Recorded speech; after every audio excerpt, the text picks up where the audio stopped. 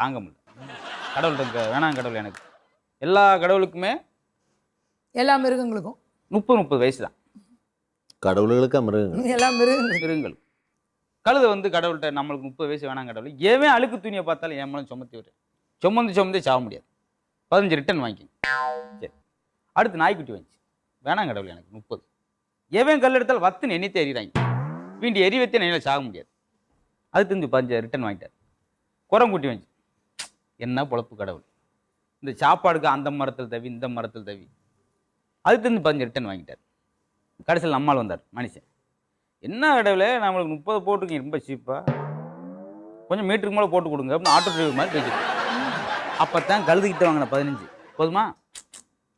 அப்போ நாய்கிட்ட வாங்கின 15, குரங்கிட்ட வாங்கின 15 ஓகே அப்படின்னு போகிறேன்.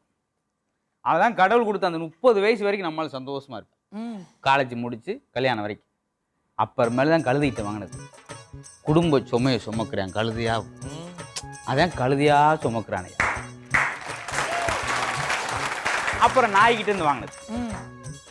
மயனுக்கு வேலை கேட்டு, பொண்ணுக்கு மாப்பிள்ளை கேட்டு, நாயா அலையிறானே. ஏன்னா நாய்கிட்டேருந்து வாங்கினது. ஒரு வழியா 60 வயசு வந்துருச்சு. முடியெல்லாம் நரைச்சிச்சு. இப்போ என்ன செய்ய அப்படியே வெதுக்குன்னு வெளியே பார்க்குறேன். என்ன செய்ய கஞ்சி ஊற்ற யார் வீட்டுக்கு போவோம்? அப்படியே மயம் வீட்டுக்கு. அங்கேருந்து மக வீட்டுக்கு தாவுறேன். ஏன்னா குரங்கு மரத்துக்கு தாவுறேன். ஏன்னா கடைசியாக குரங்கிட்டு வாங்க.